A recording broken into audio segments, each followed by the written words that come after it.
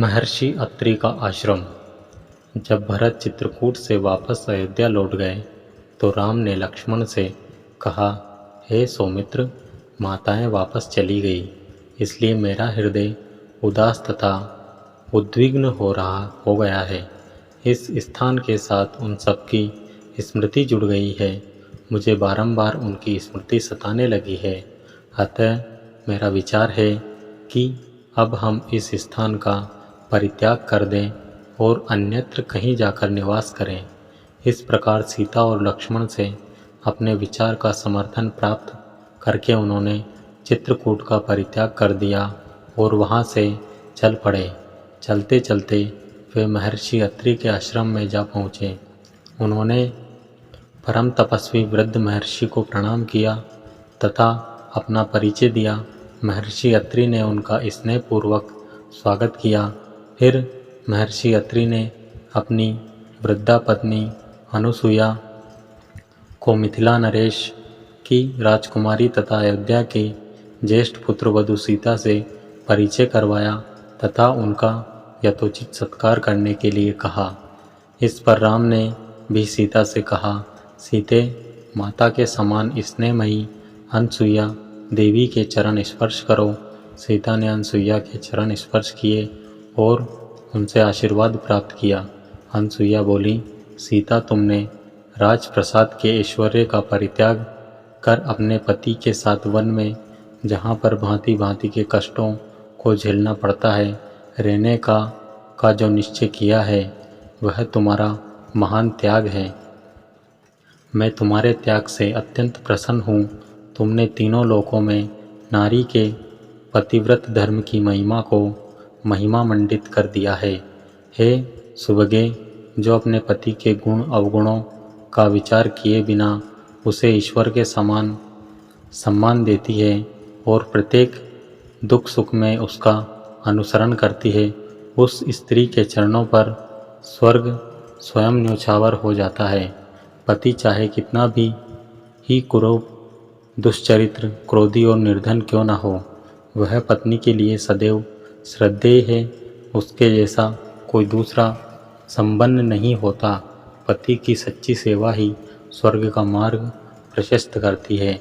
जो स्त्री अपने पति में दुर्गुण देखती है, उस पर अपना वर्चस्व स्थापित करने के लिए उसके साथ नित्य कलह करती है तथा उसकी अवमानना और उसकी आज्ञाओं की अवहेलना करती है, उसे इस लोक में अपयश तो मिलता ही है, पर मृत्यु के पश्चात नरक को भी जाती है।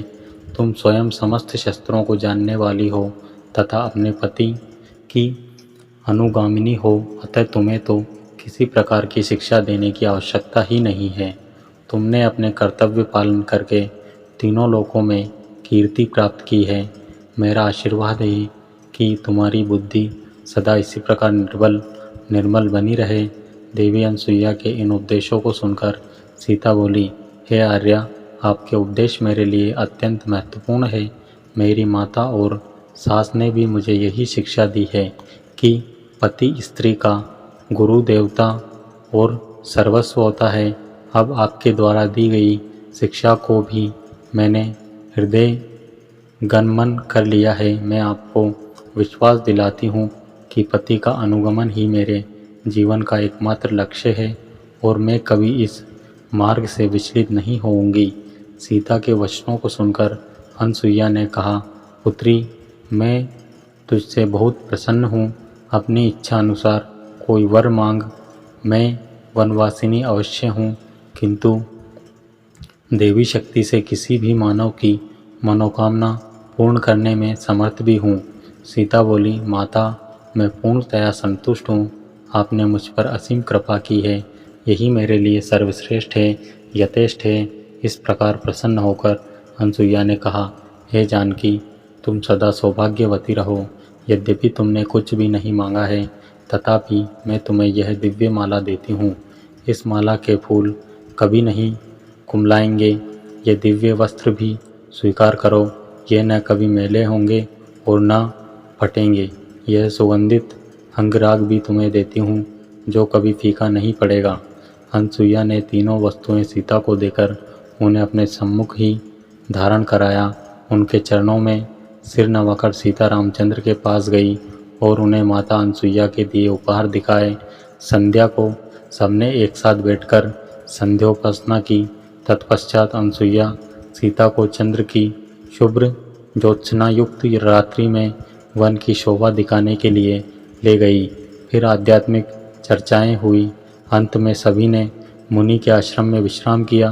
प्रातःकाल जब राम ने अत्रि ऋषि से विदा लिया तो वे बोले, हे रघुनंदन, इन वनों में मनुष्यों को अनेक प्रकार के कष्ट देने वाले भयंकर राक्षस निवास करते हैं, जिनके कारण अनेक तपस्वियों को असमय ही कालवित हो जाना पड़ता है।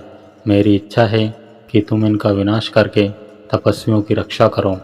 राम ने महर्षि की आज्ञा को शिरोधार्य किया तथा उपद्रवी राक्षसों को नष्ट करने का वचन दिया। फिर सीता तथा लक्ष्मण के साथ वहां से दंडक वन के लिए प्रस्थान कर गए। तो दोस्तों, ये वीडियो थी संपूर्ण रामायण के अयोध्या कांड भाग 25 महर्षि अत्रि का आश्रम। तो ये आपको कैसी लगी हमें कमेंट करके ज़रूर बताएं, और वीडियो अच्छी लगी हो तो वीडियो को लाइक, शेयर और अपने दोस्तों के साथ शेयर ज़रूर करें। और ऐसी और वीडियोस के लिए बने रहे हमारे यूट्यूब चैनल के साथ। वीडियो में अंत तक बने रहने के लिए आप सबका धन्यवाद। जय श्री राम।